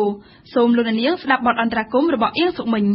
ជំរាបសួរសុមិញចាជំរាបសួរធីតាចាការចាប់ចម្រិតជាទ្រង់ទ្រាយធំនៅនីហ្សេរីយ៉ាបានប្រព្រឹត្តទៅតាំងតែពីថ្ងៃទី14មេសាមកប៉ុន្តែជំនួបប្រជុំទើបតែនឹងចាប់ផ្ដើមនៅថ្ងៃនេះនៅប្រទេសបារាំងតើវាមិនយឺតយ៉ាវជ្រុលពេកទេឬហើយចុះហេតុអ្វីបានជាជំនួបនេះត្រូវធ្វើនៅប្រទេសបារាំងទៅវិញចាធីតារឿងយឺតយ៉ាវវាគឺយឺតមែនណាស់ទៅហើយជំនួបកំពូលវិសាមញ្ញស្ដីអំពីសន្តិសុខនីហ្សេរីយ៉ានេះប្រព្រឹត្តទៅនៅក្នុងបរិបទមួយនៃការរិះគន់សហរដ្ឋអាមេរិកទ្រាំមិនបានទើបតែនឹងរិះគន់ប្រធានាធិបតីនីហ្សេរីយ៉ាដែរថាបញ្ចេញប្រតិកម្មនឹងសកម្មភាពដោយអូសរិស័យច្រាស់ចុងប្រឈមមុខទៅនឹងការគំរាមកំហែងពីសំណាក់ពួកភេរវជននិងប្រឈមមុខនឹងការចាប់ចម្រិតសិស្សស្រីដល់ទៅជាង200នាក់ពួកបូកូអារ៉ាំធីតាបានចាប់សិស្សនឹងអស់មួយសាលាមកធ្វើជាចំណាប់ធ្នូតាំងពីថ្ងៃទី14មេសានិងបានចាក់ខ្សែវីដេអូគំរាមផងប្រកាសថានឹងចាប់ក្មេងស្រីទាំងអស់ទៅរៀបការទាំងមិនគ្រប់អាយុនិងយកទៅធ្វើជាទាសករនឹងយកសុំធ្វើជាធ្នូជាមួយនឹងអ្នកទោសក៏ប៉ុន្តែប្រធានាធិបតីនីហ្សេរីយ៉ាបដិសេធមិនចរចាហើយគេត្រូវរងចាំដល់ទៅជាង2សប្តាហ៍ទើបឮលោក Goodluck Jonathan បានសម្ដែងការព្រួយបារម្ភចំពោះជោគវាសនាយុវតីដែលពួកភេរវជនបានចាប់ខ្លួនហើយនៅថ្ងៃម្សិលមិញនេះទៀតមុននឹងអញ្ជើញមកកាន់ទីក្រុងប៉ារីលោក Goodluck Jonathan បានលុបចោលដំណើរទស្សនកិច្ចនៅភាគខាងជើងក្នុងតំបន់ Chibok រដ្ឋដែលមានកើតហេតុការចាប់ខ្លួនសិស្សស្រីនៅទៀតទង្វើនេះគឺរដ្ឋតែបានទទួលការរិះគន់ពីគ្រប់ទិសទីនិងពីសំណាក់អន្តរជាតិមួយដំណាក់ថែមទៀតឥឡូវយើងនិយាយអំពីនីហ្សេរីយ៉ាដឹងខ្លួនថាខ្លួនឯងមិនអាចទប់ទល់ជាមួយនឹងពួកភេរវជនបូកូអារ៉ាំម្នាក់ឯងបានទើបត្រូវការពឹងប្រទេសជិតខាងហើយប្រទេសដែលអាចមានទំនាក់ទំនងការទូតល្អជាងគេក្នុងពេលបច្ចុប្បន្ននិងក្នុងពេលម៉ោងនេះគឺបារាំងជាពិសេសបារាំងតាំងតែពីដែលមានប្រធានាធិបតីគឺលោក François Hollande មកម្យ៉ាងវិញទៀតនីហ្សេរីយ៉ាគឺជាប្រទេសនិយាយភាសាអង់គ្លេសមានអំណាចសេដ្ឋកិច្ចខ្លាំងប្រចាំទ្វីបត្រូវការមានកិច្ចសហប្រតិបត្តិការល្អជាមួយនឹងប្រទេសជាប់របងដែលជាអ្នកនិយាយភាសាបារាំងដូច្នេះហើយបានជានីហ្សេរីយ៉ាអាចនឹងត្រូវការមកពឹងពាក់ប៉ារីក្នុងចំណុចនេះដើម្បីងាយស្រួលក្នុងការពង្រឹងកិច្ចសហប្រតិបត្តិការនៅក្នុងតំបន់ហើយក្រោមសំណើរបស់លោក Goodluck បារាំងក៏គ្មានអ្វីត្រូវប្រកែកដែរក្នុងនាមជាអគ្គមេបញ្ជាការកងទ័ពសាវយ៉ាល់និងសង្ការីលោក François Hollande ដែលមានឈ្មោះបោះសម្លេងខ្លាំងនៅអាហ្វ្រិកមិនដូចនៅក្នុងស្រុកធ្លាប់បានចេញធ្វើសង្គ្រាមជួយម៉ាលីជួយអាហ្វ្រិកកណ្ដាលហើយធ្លាប់បានបើកជំនួបកម្ពុជាស្ដីពីសន្តិសុខឲ្យទ្វីបអាហ្វ្រិកទៀតដូច្នេះបារាំងពេលនេះត្រូវតែឆក់ឱកាសផ្ដល់ចំណេញដល់ប្រទេសជាតិទាំងគ្រប់អត្ថន័យទាំងអស់ដោយទទួលរៀបចំបើ បើកជំនួបកំពូលនៅទីក្រុងប៉ារីសដើម្បីប្រយុទ្ធប្រឆាំងនឹងភេរវនិយមបូកូអារ៉ាប់នៅនីហ្សេរីនេះឯងសុកមិញប៉ារីសបានចេញធ្វើសង្គ្រាមនៅម៉ាលីឬអាហ្វ្រិកកណ្ដាលហើយឥឡូវរៀបចំជំនួបប្រជុំស្ដីពីនីហ្សេរីទៀតនៅក្នុងទីក្រុងប៉ារីសនៅថ្ងៃនេះតើមើលទៅនឹងអាចឈានដល់ការធ្វើអន្តរាគមន៍យោធាដែរឬទេចាសម្រាប់បើតាមវិមានប្រធានាធិបតីបារាំងគឺគ្មានទេអន្តរាគមន៍យោធានៅប្រទេសនីហ្សេរីជំនួបប្រជុំនៅទីក្រុងប៉ារីសថ្ងៃនេះពិតណាស់ការមានកម្មវត្ថុចម្បងគឺស្វែងរកសន្តិសុខឲ្យតំបន់អាហ្វ្រិកប្រឈមទៅនឹងការស្ទុះឡើងនៃពួកភេរវនិយមអ៊ីស្លាមជ្រុលនិយមនិយាយចំគឺបូកូអារ៉ាមចលនាដែលមានចំណាប់ធ្នូយកក្មេងសិស្សសាលានៅក្នុងកណ្ដាប់ដៃតាំងពីជាង1ខែមកហើយពួកជីហាតនេះមានសកម្មភាពខ្លាំងនិងជាក្រុមដែលពិបាកកម្ចាត់ណាស់ដោយមានជាក្រុមតូចៗមានមេកោយនិងស្វ័យភាពតាមមូលដ្ឋានម្ដុំមានសកម្មភាពនិងឥទ្ធិពលរៀលដល់ពីភាគខាងជើងដល់ភាគខាងជើងប្រទេសកាមេរូនដល់ភាគខាងកើតប្រទេសឆាតនិងខាងត្បូងប្រទេសនីហ្សេដូច្នេះហើយបានជាគេត្រូវបង្កើតឬក៏ធ្វើឲ្យប្រសើរឡើងនៅកិច្ចសហប្រតិបត្តិការរវាងប្រទេសដែលពួកជីហាតបានប្រើប្រាស់ជាមូលដ្ឋានសម្រាប់លាក់ខ្លួនសម្រាប់ចាប់ជាចំណុចធ្នូឬក៏សម្រាប់ដោះដូរអាវុធប្រសិនបើគ្មានការសហការត្រឹមត្រូវទេធីតានោះអស្ថិរភាពនឹងកាន់តែមានខ្លាំងដោយពួកបូកូអារ៉ាមអាចជួបនឹងបញ្ជះឥទ្ធិពលរបស់ពួកគេឲ្យទៅដល់ក្រុមឧទាមនៅអាហ្វ្រិកកណ្ដាលឬក៏ដល់ប្រទេសស៊ូដង់ផងក៏ថាបានក៏ប៉ុន្តែអ្វីដែលសំខាន់គឺនៅទីកិច្ចប្រជុំពេលនេះពីព្រោះគេឃើញថាសហប្រតិបត្តិការសន្តិសុខរវាងនីហ្សេរីជាមួយនឹងប្រទេសជិតខាងគ្មានសមត្ថភាពទេបើតាមប្រភពខ្លះទំនាក់ទំនងរវាងនីហ្សេនិងនីហ្សេរីអាចចាត់ទុកថាល្អបានក៏ប៉ុន្តែបើជាមួយនឹងប្រទេសឆាតវិញគឺដូចជាគ្នាបន្តិចហើយបើជាមួយប្រទេសកាមេរូនស្ទើរតែគ្មានសោះពីព្រោះថានីហ្សេរីនិងកាមេរូនមានភាពមិនចុះសម្រុងគ្នាជាប់ចំនួននឹងការទាមទារទឹកដីដូច្នេះហើយការបញ្ជូនទ័ពទៅការពារគ្នាទៅវិញទៅមកពិតជានឹងមិនអាចទទួលការស្វាគមន៍បានឡើយតែការរួមដៃគ្នារវាងប្រទេសទាំងពីរនីហ្សេរីនិងកាមេរូនគឺជាកត្តាចាំបាច់និងមិនអាចខ្វះបានក្នុងការប្រយុទ្ធប្រឆាំងនឹងអំពើភេរវនិយមនៅក្នុងតំបន់កាមេរូនគឺជាប្រទេសដែលរងការគំរាមកំហែងខ្លាំងជាងគេពីសំណាក់ពួកបូកូអារ៉ាមជាក់ស្ដែងនៅថ្ងៃនេះជនជាតិចិនម្នាក់ទើបតែនឹងត្រូវបានសម្លាប់និង10នាក់ផ្សេងទៀតទំនងជាត្រូវបានពួកបូកូអារ៉ាមនេះចាប់ធ្វើជាចំណាប់ធ្នូទៀតផងដូច្នេះហើយក្នុងឱកាសនេះខ្ញុំចង់ជ្រាបបញ្ជាក់ថាករណីចាប់ខ្លួនសិស្សស្រីនៅនីហ្សេរីនេះគឺជាកត្តាជំរុញឲ្យមានជំនួបកំពូលស្ដីអំពីសន្តិសុខចេញជារូបរាងលឿនឯចំណែកប្រតិបត្តិការជាក់ស្ដែងដែលដាក់ឲ្យដំណើរការជាបន្ទាន់តាមនរករំដោះសិស្សស្រីទាំងជាង200ជាចំណាប់ធ្នូនោះគឺត្រូវប្រើរូបភាពសាតេលីតជាអ្នកជំនាញតាមដានដើម្បីឲ្យទាញត្រឹមតែមិនមែនត្រឹមតែជាសេរីភាពរបស់សិស្សទេក៏ប៉ុន្តែអាចឈានដល់ការសម្រេចប្រយោជន៍កម្មវត្ថុចុងក្រោយដ៏សំខាន់មួយទៀតគឺឈានទៅរកការកម្ចាត់ពួកបូកូអារ៉ាមតែម្ដងចាសុកមិញចុះបើគេរកឃើញកន្លែងលាក់ខ្លួនចំណាប់ធ្នូជាសិស្សស្រីនីហ្សេរីហើយតើគេត្រូវធ្វើដូចម្តេចទៅចានៅក្នុងការចាប់ជំរិតនៅនីហ្សេរីនេះគឺជាករណីដ៏ធំសម្បើមទ្រង់ទ្រីធំមិនធ្លាប់កើតមានពីមុនមកទេហើយក៏មិនធ្លាប់មានសហប្រតិបត្តិការអន្តរជាតិកម្រិតនេះដែរនីហ្សេរី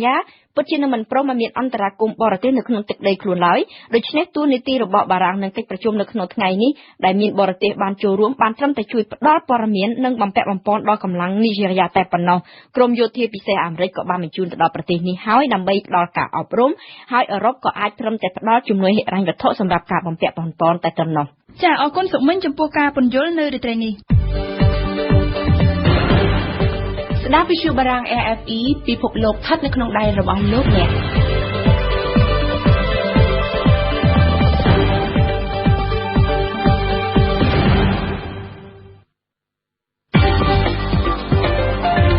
បទយូហ្គា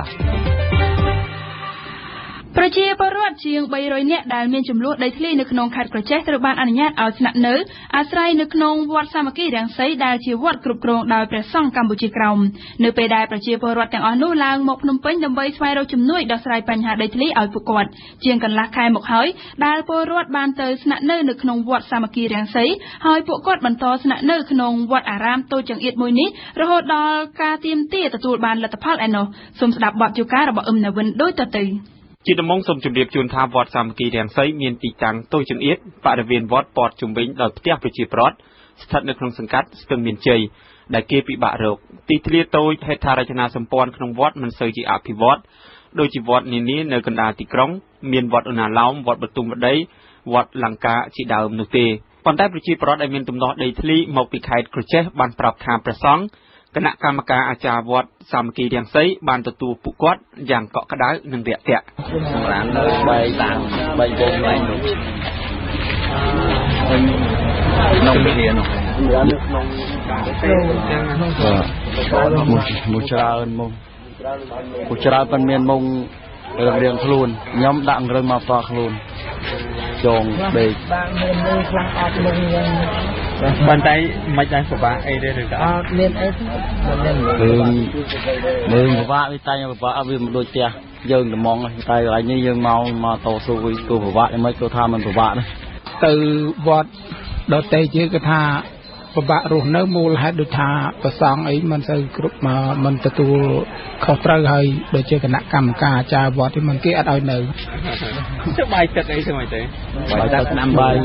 ប្រជាពលរដ្ឋជិត400នាក់តំណាងឲ្យប្រជាពលរដ្ឋជាង400គ្រួសារដែលបានឡើងមកពីខេត្តក្រចេះបានស្នាក់នៅក្នុងវត្តសាមគ្គីរាំងសីជាងកន្លះខែមកហើយពួកគាត់ត្រូវបានសម្រាកក្នុងសាលាឆាន់ព្រះវិហារនិងតាមកុដិរបស់ព្រះសង្ឃ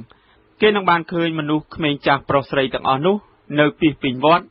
នៅពេលគេបានទៅដល់អារាមមួយនេះការលំបាកស្រួលមិនមានការខ្វះខាតខ្លះហើយក៏ខ្លះទៀតក៏មានដោយថាមានឧបករណ៍មានសម្ភារៈផ្ទាល់ខ្លួននេះមកខ្លះដោយតាមខ្លួននៅខ្លះក៏គ្មានតាមជាតស៊ូរួមរស់ទាំងអស់គ្នាបាទបាយទឹកហូបចុកថាសប្បុរសជនជាផ្ដាល់មកឲ្យថាដឹងដំណឹងថាយើងនឹងមកនៅកន្លែងហ្នឹងគេជាផ្ដាល់មកឲ្យដូចព្រឹកមិញអញ្ចឹងដំណឹងដល់ទៅអាមេរិកអញ្ចឹងខាងបងប្អូនខ្មែរយើងនៅអាមេរិកជាផ្ដាល់មកក៏ព្រឹកមិញបានក៏ជាមកតោនឹងសម្ភារៈដូចជាទឹកត្រីទឹកស្អ៊ីវមានត្រីងៀតមានអីពងទាពងមាន់អញ្ចឹងបាទហូបរួមគ្នាអញ្ចឹងទាំងជាតស៊ូរស់នៅទៅប្រជាពលរដ្ឋទាំងអស់នេះបានអះអាងថាពួកគាត់មកពីភូមិពីមប៉ោអូ3ឃុំខ្សឹមស្រុកស្នួរខេត្តក្រចេះភូមិសាស្ត្រដែលអាជ្ញាធរនៅទីនោះបានបើកប្រតិបត្តិការបណ្ដេញពួកគាត់ចេញពីដីនិងផ្ទះដោយហិង្សាកាលពីថ្ងៃទី30មេសាកន្លងមកនេះដើម្បីយកដីដែលពួកគាត់កំពុងរស់នៅនិងធ្វើកសិកម្មឲ្យទៅក្រុមហ៊ុនវៀតណាមវិនិយោគក្រុមហ៊ុននឹងវាបានឈូសផ្ទះជួអីចឹងវាបានប្រាប់ឲ្យបានអីចឹងវាធ្វើដល់ងាយរួមទៅវាដូចប្លន់ដូចមនុស្សមកប្លន់យើងចឹងមកទោះបីតែមួនក៏វាយកដែរហើយជួនកាលទៅដែលមានអ្នកដែលមានមួនទៅលក់មួនលក់អីចឹងទៅបានមកតវ៉ារឿងដីជួនកាលទៅមួនជួនកាលទៅគេយកអស់ចឹងទៅហើយអីមួយពូធំទោះបីតែកើតបានតែ2ថ្ងៃក៏វាឲ្យកើតវាឲ្យចុះចេញហើយថ្ងៃនោះចំពេលមេឃភ្លៀងមេឃអីទេស្រាក់ទៀតវារុញផ្ទះរុញអីចោល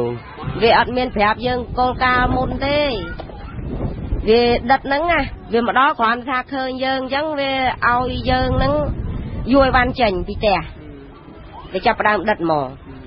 ទាញមកផ្ទះមកទាញច្រើនណាស់លាយយួនលាយខ្មែរក៏ចម្រុះតាំងពីបរិស្ថានមានអីពេមានអីទាំងអស់ប៉ូលីសទាហានទាំងអស់ហ្នឹងគូយើងវាមិនស្គាល់គេច្បាស់ណាតែមកភូមិប៉ុន្តែដុតនឹង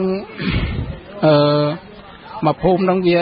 ដូចថាមកខ្សែយើងទៅនាំគ្នាទៅរុញទៅមកថាមិនដួលទេអាណានឹងកាត់បដួលបណ្ណាណាដូចជាអាណាត្រង់ទៅនៅអីចឹងកាត់ទៅរុញបន្ថែមវិញចឹងទៅទោះបីជាអង្វរកគេមិនគឺគេអត់ស្ដាប់យើងគេមិនស្ដាប់យើងទេនៅពេលរសៀលពួកគាត់បានសម្រាកពីការចេញតវ៉ាទាមទារការរកអន្តរាគមន៍អ្នកស្រុកបានអង្គុយជុំគ្នាខ្លះដេកខ្លះអង្គុយនិងខ្លះស្លៀកកន្សែងក្រមាខ្លះគ្មានពាក់អាវនោះទេពួកគាត់បានរំលឹកពីប្រវត្តិដីដែលកំពុងមានទំនាស់នោះឲ្យដឹងថាខ្ញុំជំរាបជូនដោយស្មោះត្រង់ថាដីនេះជាដីរបស់រដ្ឋពីដំបូងមកណាប៉ុន្តែដល់ពេលរដ្ឋហ្នឹងបកគោលឲ្យក្រុមហ៊ុនអញ្ចឹងទៅក្រុមហ៊ុនហ្នឹងគេឈូសឆាយអស់អញ្ចឹងទៅវានៅសល់មកម្លុកហ្នឹងដូចថាសល់ 5,000 ហាត់ 6,000 ហាត់ហ្នឹងយើងឃើញនៅសល់ហើយដំបូងមុនហ្នឹងទៅហ្នឹងគឺថាស៊ើបគេថាគេលែងរុញហើយដល់គេលែងរុញលែងឈូសលែងឆាយយើងនាំគ្នាធ្វើដល់នាំគ្នាធ្វើទៅធ្វើបានផលបានអីអញ្ចឹងទៅខ្លះក៏មិនតាន់បានដែរខ្លះក៏ទៅក្រោយដល់ទៅហ្នឹងនាំគ្នាជានាំគ្នាធ្វើតាមតែគ្នានឹងដល់នាំគ្នាធ្វើតាមតែគ្នានឹងទៅមានហេតុផលនៅក្នុងឆ្នាំហ្នឹងផ្ទះនៅហ្នឹងដូចថាមកប្លង់ម្នាក់20-35 ម៉ែត្រអញ្ចឹងខ្លះទៅក៏បាន50ម៉ែត្រអញ្ចឹងទៅដីផ្ទះនៅហ្នឹងដីចំការបន្តពីហ្នឹងទៅហ្មងផ្ទះធំផ្ទះតូចវក់ប៉ាងអាស័យមានតូចមានធំដូច5ម៉ែត្រទៅ6ម៉ែត្រទៅតឹងណាបដោយ7ម៉ែត្រទៅជាងការ8ម៉ែត្រទៅអញ្ចឹងពូ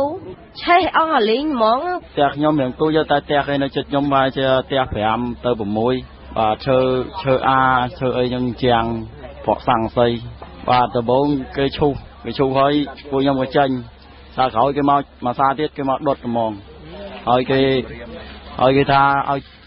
យកុំឲ្យគេឃើញមុខទៀតគេឲ្យជួបថ្ងៃហ្នឹងទេថ្ងៃក្រោយជួបមុខទៀតដំឡូងអីវាបាញ់អស់ហើយបាញ់ឆ្នាំងាប់អស់ហើយពូចាដំឡូងកពស់ហ្នឹងបាញ់ឆ្នាំងាប់អស់លេងអូខាតច្រើនណាពូចាចងការរត់ម្នាក់ជាពាក់រត់ពី$2000ណាពូខាតអស់លេងហើយបានអីសងអង្គការពូបើអញ្ចឹងហើយ ប្រជាពលរដ្ឋជាច្រើនអះអាងថាពួកគាត់ជាអ្នកក្រីក្រនិងបានមកពីខេត្តផ្សេងៗគ្នាបានចូលទៅតំបន់ភូមិពីមប៉ោអូ3នោះភាគច្រើននៅក្នុងឆ្នាំ 2008 នេះបើតាមការឲ្យដឹងរបស់ប្រជាពលរដ្ឋដែលកំពុងស្នាក់នៅក្នុងវត្តសាមគ្គីរាំងសីនេះ ភូមិហ្នឹងបើតាមខ្ញុំស្ដាប់បានគឺថាយើងនាំគ្នាទៅអ្នកខ្វះខាតនាំគ្នាទៅបង្កើតភូមិខ្លួនយើងនឹងល្មងបាទហើយគេឲ្យនៅចិត្តទៅនៅតាមគ្នាអញ្ចឹងទៅខេត្តផ្សេងគ្នាខ្លះនៅបណ្ឌិតច្រើនគឺខាងកំពង់ចាមខាងព្រៃវែងនិងស្វាយរៀងនោះខ្ញុំត្រួសត្រាយនឹងតាំងពី 2008 នៅពេលប្រជាពលរដ្ឋមកស្នាក់នៅណែនណាន់តាន់តាប់ក្នុងវត្តបែបនេះតើព្រះសង្ឃគណៈកម្មការគ្រប់គ្រងវត្តសាមគ្គីរាំងសីមានប្រតិយនឹងចិត្តបែបណាចម្លើយទៅនឹងសំណួរនេះព្រះដេចគុណថាច់ហាសសំអាងព្រះចៅអធិការវត្តស្ដីទីបានមានសង្ឃិកាថាសូមជម្រាបបងអ្នកសារព័ត៌មានប្រជាពលរដ្ឋខ្មែរទាំងអស់ឲ្យបានជ្រាបថាវត្តអារាមគឺជាកន្លែងចម្រោកជួបកូនរបស់ព្រះសង្ឃផងនិងពិតបរិសុទ្ធផងមិនមានការកសាងវត្តអារាមឡើងគឺសម្រាប់តែព្រះសង្ឃទេប្រជាពលរដ្ឋក៏ជាម្ចាស់ទ្រព្យសម្បត្តិមួយនៅក្នុងវត្តអារាមផងដែរអញ្ចឹងពេលណាដែលម្ចាស់កម្មសិទ្ធិគ្មានទីកន្លែងនៅម្ចាស់មានបញ្ហាជួបរឿងអយុត្តិធម៌គ្មានចម្រោកជួបកូនគឺម្ចាស់តែងតែរត់ចូលមកវត្តនៅពីព្រោះវត្តក៏ជាចម្រោកជួបកូនរបស់ពុទ្ធបរិស័ទដែរហេតុហ្នឹងហើយព្រះសង្ឃវត្តថ្ងៃកម្ពុជាក្រមនេះតែងនិយាយថាប្រជាពលរដ្ឋក៏ជាស្ថាបនិកជាម្ចាស់មួយរបស់វត្តអារាមដែរម្យ៉ាងទៀតព្រះសង្ឃតែងតែមានការអាណិតអាសូរដល់ប្រជាពលរដ្ឋកាលណាបើប្រជាពលរដ្ឋពុទ្ធបរិស័ទរងគ្រោះជួបបញ្ហាក្នុងនាមជាព្រះសង្ឃត្រូវតែយកចិត្តទុកដាក់ស្រឡាញ់រាប់អានហើយជួយសង្គ្រោះទៅដល់ប្រជាពលរដ្ឋដែលកំពុងតែរងគ្រោះបើរាប់ចាប់ពីថ្ងៃច័ន្ទទី12ឧសភាមកក្រមប្រជាពលរដ្ឋអ្នកមានចំនួនដីធ្លីមកពីស្រុកស្នួរខេត្តកោះចេះនេះបានដើរដាក់ញត្តិរួចទៅហើយនៅតាមស្ថាប័នសំខាន់ៗរបស់ជាតិស្ថានទូតប្រទេសមហាអំណាចនានានៅក្នុងទីក្រុងប្រជាពលរដ្ឋបានឲ្យដឹងថាពួកគាត់នឹងស្នាក់នៅក្នុងវត្តសាមគ្គីរាំងសីនេះរហូតដល់ការទាមទារទទួលបានជោគជ័យការជោគជ័យដែលពួកគាត់អាចទទួលបានដីត្រឡប់មកវិញប៉ុន្តែគ្មាននរណាដឹងថាពួកគាត់នឹងទទួលបានជោគជ័យដំណោះស្រាយនៅពេលណាពីរដ្ឋាភិបាលនោះទេនៅពេលមិនដឹងពីថ្ងៃទទួលបានដំណោះស្រាយបែបនេះពួកគាត់បានទទួលហើយការអនុញ្ញាតឲ្យស្នាក់នៅដើម្បីបន្តការតវ៉ាពីចៅអធិការវត្តសាមគ្គីរាំងសីនេះទាំងអស់គ្នានឹងថាស្ម័គ្រចិត្តមកនឹងថាមករួមរស់សុំទីវត្តអារាមនឹងថាជ្រោកកោនមកទៀមទាថាឲ្យបានវិលត្រឡប់បើថាมันបានចេះរស់នៅនឹងសិនព្រោះទៅទីមួយចម្រោកខ្ទេចអស់ហើយសុំបីតែចានឆ្នាំងគេឃើញតែចានឆ្នាំងយើងនៅមូលគោលនៅក្នុងផ្ទះនោះក៏គេកាប់ចេញកង្វត្តចោលយើងអង្គបើថាមានគេកាប់តម្លាក់ច្រើនលើកចាក់កពុបចោលអត់ឲ្យយើងទទួលទានចឹងហ្មង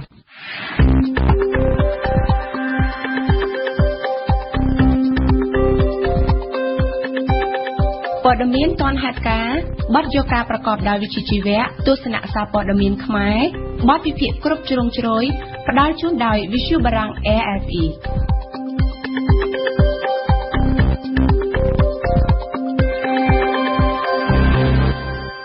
អរគុណនៅវិនដែលបានរៀបចំបទយកការនៅរាត្រីនេះរៀនភាសាបារាំងនៅថ្ងៃនេះកម្មវិធីសិក្សាភាសាបារាំងយើងឈានចូលដល់មេរៀនទី49សូមអញ្ជើញសិក្សាដោយរីករាយជាមួយយើងខ្ញុំដូចតទៅ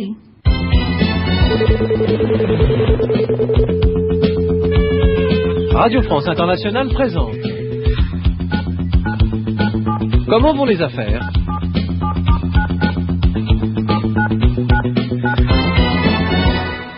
Leçon numéro 49យុទ្ធសាស្ត្រពីរយ៉ាងដើម្បីនាំទំនិញទៅក្រៅប្រទេស នៅពេលដែលប៉ារ៉ាហ្សេមកំពុងរិះរកមធ្យោបាយដើម្បីបង្កើនទំនិញលក់ទៅក្រៅប្រទេសស្រាប់តែមានលិខិតពីរធ្លាក់មកនៅថ្ងៃជាមួយគ្នាមួយមកពីប្រទេសប៉េរូនិងមួយទៀតមកពីប្រទេសវៀតណាមជាសម្បត្តិអ្នកនាំទំនិញចូល2នាក់ដែលស្នើទិញទំនិញប៉ារ៉ាហ្សេមយកទៅលក់ក្នុងប្រទេសរៀងខ្លួន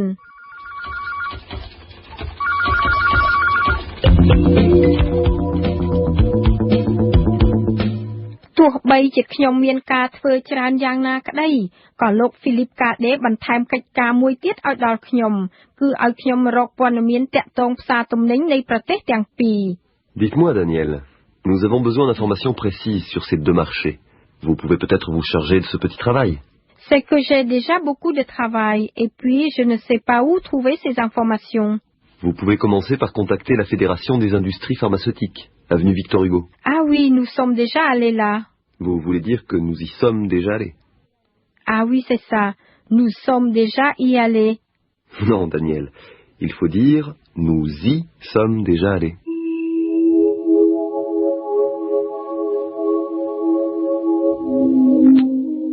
Chỉ ca bịch na, sắp niệm đo prosal cứ y, chùm nuốt niệm muối đầm nang thì còn lành, nâng trơi tại prao nơi bị một kẻ gia sắp chùm núi, être, rue avoir. C'est difficile la place de tous ces petits mots en français. Eh oui, Daniel, je sais. Mais revenons à nos marchés étrangers. Pour obtenir des informations, vous pouvez aussi vous renseigner au CFCE. D'ailleurs, il faut commencer par le CFCE. Le CFCE? Le Centre français du commerce extérieur. C'est un organisme public qui aide les entreprises françaises à conquérir les marchés étrangers.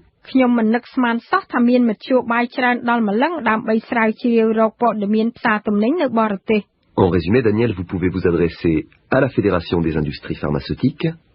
à la Chambre de commerce, à la banque, mais allez d'abord au CFCE, c'est-à-dire au... Oui, oui, je sais, au Centre français du commerce extérieur.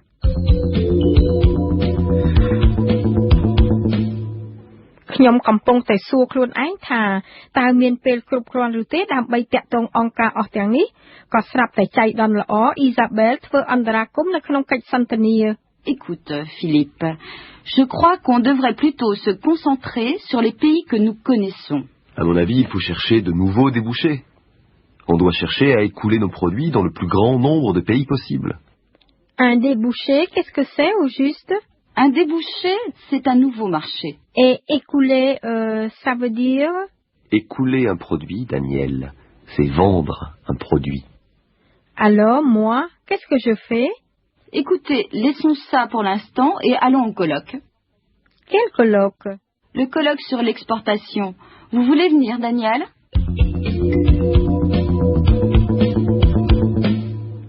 TV ក៏បានបញ្ចប់ដោយដំណើរទៅចូលរួមកិច្ចប្រជុំមួយស្ដីពីការនាំទំនិញចេញទៅក្រៅប្រទេសនៅពេលយើងទៅដល់អ្នកធ្វើសន្និសីទកំពុងបញ្ចប់សន្ទរកថាស្ដីពីក្រុមហ៊ុនពាណិជ្ជកម្មអន្តរជាតិ En conclusion, les sociétés de commerce internationales se proposent d'aider les entreprises à exporter. Elles peuvent même acheter les marchandises sur place pour les revendre ensuite elles-mêmes sur les marchés internationaux. Elles sont des partenaires extrêmement précieux des entreprises exportatrices.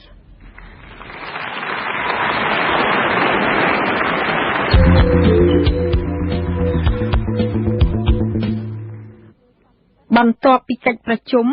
អ្នកធ្វើសន្និសីទតម្រូវឆ្លើយចំពោះសំណួរទាំងឡាយរបស់អង្គប្រជុំខ្ញុំក៏ឆ្លៀតឱកាសសួរសំណួរមួយនឹងគេដែរ À votre avis, madame, est-ce qu'une petite entreprise doit vendre, écouler ses produits dans le plus grand nombre de pays possible? Votre question est intéressante. À mon avis, la chose à ne pas faire, c'est précisément de se procurer toute la documentation possible sur tous les pays possibles. Exporter en général n'existe pas. On exporte un produit précis dans un pays précis. Mieux vaut donc se limiter à un petit nombre de pays. ដូច្នេះអ្នកធ្វើសន្និសីទមានយោបល់ដោយអ៊ីសាបែលម៉ាក់សៀដែរគឺថាដើម្បីនាំទំនិញទៅក្រៅប្រទេសឲ្យបានល្អប្រសើរគេគប្បីខំប្រឹងប្រមូលផ្ដុំកម្លាំងតែទៅលើប្រទេសមួយឲ្យបានច្បាស់លាស់តើ Philippe Cadet យល់ព្រមទទួលគោលគំនិតនេះទេ Daniel. Oui. Ce n'est pas la peine d'y aller. D'aller où? Au CFCE.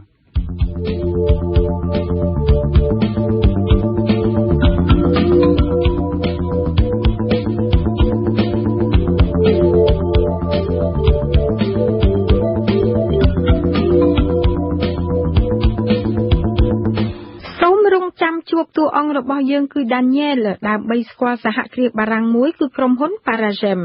ជាមួយ Daniel សូមរងចាំហាត់រៀនភាសាបារាំងប្រើនៅក្នុងពិភពសហគ្រាសនៅសប្តាហ៍នោះលោកអ្នកនាងនឹងបានឃើញការប្រជុំតទល់គ្នាមួយរវាងភ្នាក់ងារពាណិជ្ជកម្មពីរនាក់គឺ Isabelle Mercier និង Philippe Cadet ស្ដីពីយុទ្ធសាស្ត្រណាដែលប្រសើរជាងគេដើម្បីនាំទំនិញទៅក្រៅប្រទេស Écoute Philippe, je crois qu'on devrait plutôt se concentrer sur les pays que nous connaissons. À mon avis, il faut chercher de nouveaux débouchés. On doit chercher à écouler nos produits dans le plus grand nombre de pays possible. Philippe Cadet នឹងរំលឹកជូនអំពីកន្លែងណាដែលគេតម្រូវប្រើសព្វនាម e នៅក្នុងឃ្លាដើម្បីជំនួសនាមមួយដែលបញ្ជាក់ទីកន្លែង Vous pouvez commencer par contacter la Fédération des industries pharmaceutiques, avenue Victor Hugo. Ah oui, nous sommes déjà allés là. Vous voulez dire que nous y sommes déjà allés? Ah oui, c'est ça. Nous sommes déjà y allés. Non, Daniel, il faut dire nous y sommes déjà allés. ដូច្នេះសូមកុំភ្លេចណាត់ជួបជាមួយសហគ្រាស Paragem តាមរយៈ RFE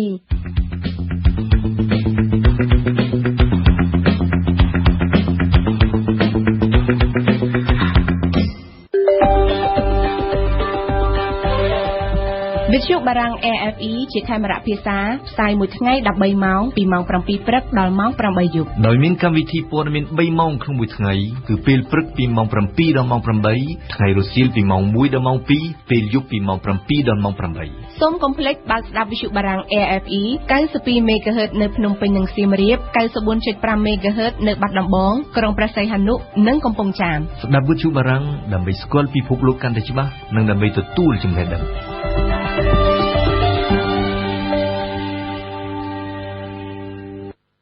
លោកអ្នកស្ដាប់វិទ្យុបារាំងអន្តរជាតិ AFE កម្មវិធីព័ត៌មានរយៈពេល1ម៉ោងរបស់វិទ្យុយើងជិតដល់ទីបញ្ចប់ហើយតែមុននឹងបញ្ចប់ខ្ញុំសូមជូនព័ត៌មានសំខាន់ៗសារឡើងវិញ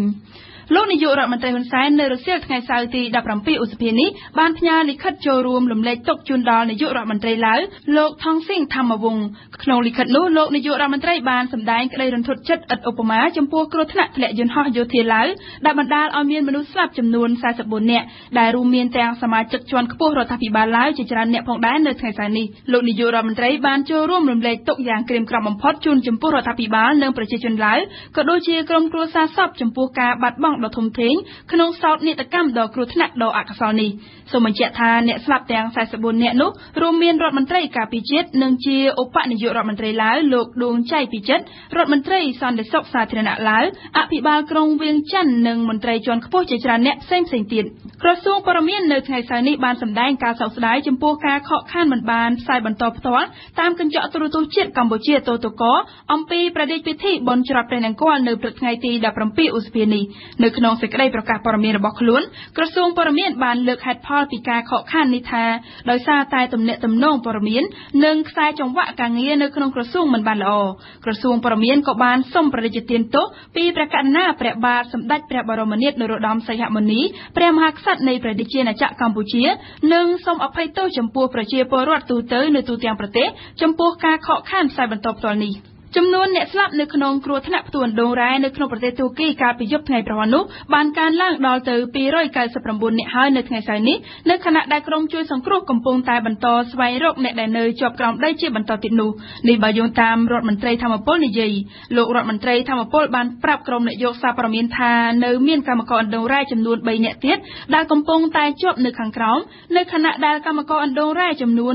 485 នាក់ផ្សេងទៀតបានរត់ចេញនិងត្រូវបានជួយសង្គ្រោះចាប់ តាំងពីថ្ងៃប្រហោះមកម្លេះហើយនៅថ្ងៃសៅរ៍នេះដែរអណ្ដូងរ៉ែមួយទៀតបានផ្ទុះឡើងនៅចម្ងាយប្រមាណជា250ម៉ែត្រប៉ុណ្ណោះពីអណ្ដូងរ៉ែដែលបានផ្ទុះកាលពីថ្ងៃប្រហោះនោះដែលធ្វើឲ្យការរុករកនិងជួយសង្គ្រោះកាន់តែពិបាកថែមមួយកម្រិតទៀតលោកអ្នកនាងជាទីមេត្រីយើងខ្ញុំសូមថ្លែងអំណរគុណចំពោះភក្ដីភាពរបស់លោកអ្នកនាងដែលបានតាមដានស្ដាប់កម្មវិធីព័ត៌មានរបស់វិទ្យុបារាំងអន្តរជាតិ RFE កម្មវិធីព័ត៌មានរបស់វិទ្យុយើងរយៈពេលពេញ1ម៉ោងបានឈានដល់ទីបញ្ចប់ហើយចាប់ពីម៉ោង 8 យប់នេះតទៅលោកអ្នកនឹងបានស្ដាប់កម្មវិធីព័ត៌មានជាភាសាបារាំងកម្មវិធីព័ត៌មានជាខេមរៈភាសារបស់វិទ្យុយើងនឹងវិលមកជួបលោកអ្នកនាងនៅម៉ោង 7 ព្រឹកស្អែកជាបន្តទៀតដែលកម្មវិធីដំបូងជាកម្មវិធីព័ត៌មានពេញ1ម៉ោងដែលរៀបចំជូនដោយវ៉ាសំណប់ខ្ញុំសូមអរគុណសុធិរាដែលបានជួយបញ្ជាផ្នែកបច្ចេកទេសនៅពេលនេះនាងខ្ញុំប្រតិដានិងសហការីសូមអរគុណសូមគោរពលា